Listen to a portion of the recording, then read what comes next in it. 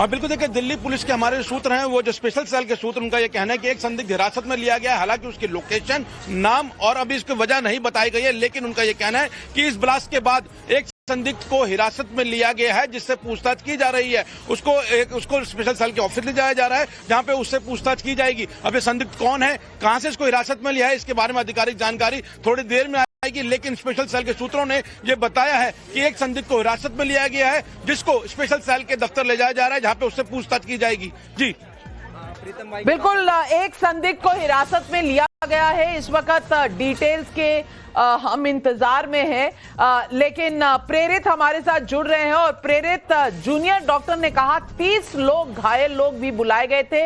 हालांकि ये formal official bite नहीं है, पर एक जूनियर डॉक्टर ने इसकी तरफ इशारा किया।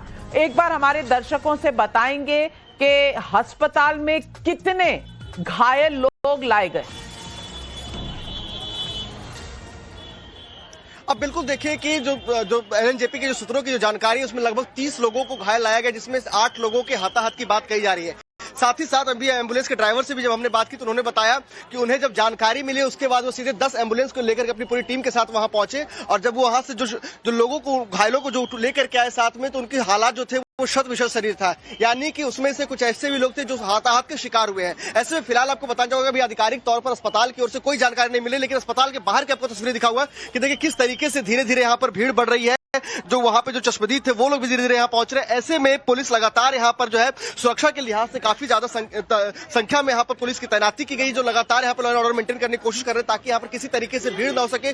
जो एम्बुलेंस जो यहाँ से आ रही है, उसके अलावा जो घायलों की जो संख्या जो यहाँ आ रही है, उन्हें लेकर के कहीं किसी तरीके से रास्ते में कोई ट्रैफिक की स्थिति खराब ना हो। लेकिन आपको बताना चाहूंगा कि फिलहाल उनका उपचार अंदर चल रहा है। और अब देखिए कि गेट के बाहर भी जो है यहाँ पर गार्ड खड़े हैं, यानी कि जो मीडिया के साथ साथ जो आम लोग हैं उनकी भी अंदर एंट्री फिलहाल बंद कर दी गई है। जो घायल है उन घायलों को ही सिर्फ अंदर भेजा जा रहा है। तो कहीं ना कहीं फिलहाल जो जानकारी है साफ तौर पर बताई जा रही है कि लगभग 30 लोगों के आसपास जो थे जिन्हें यहाँ लाया गया, जिसमें से 8 लोगों के फिलहाल जो है वो हाथाहाथ की खबर आ रही है। लेकिन आधिकारिक तौर पर फिलहाल अस्पताल प्रशासन आधिकारिक स्टेटमेंट का इंतजार रहेगा। लेकिन बड़ी खबर इस वक्त ये भी आ रही है कि स्पेशल सेल ने कई जगहों पर रेड भी की है।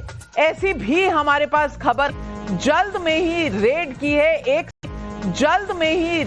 है, एक संदिग्ध को हिरासत में भी लिया गया है। और तूफानी इस वक्त एक्शन चल रहा है। जिस तरह से खबर आई, 6:52 पे एक चलती हुई गाड़ी में ये विस्फोट हुआ। गाड़ी में कुछ लोग भी थे। गाड़ी जो थी वो स्विफ्ट डिजायर या एक्सेंट होने का अनुमान है। एक चश्मदीद ने कहा, दिल्ली पुलिस कमिश्नर सतीश गोलचा ने इसकी पुष्टि की और कहा ये गाड़ी आकर एक रेड लाइट पर रुकी थी और उसके बाद ये ब्लास्ट हुआ।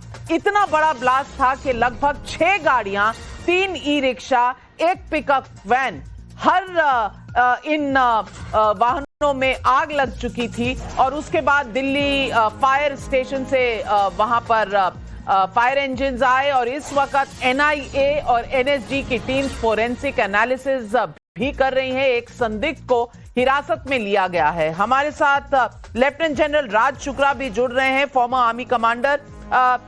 आप मानते हैं कि ये कड़ियां कहीं ना कहीं जो रीसेंट 2 मॉड्यूल्स का बस्ट हुआ है उनके साथ जुड़ी हैं? लेफ्टिनेंट जनरल राज शुक्ला जी। वैद साहब कह रहे थे कि उनको शक है।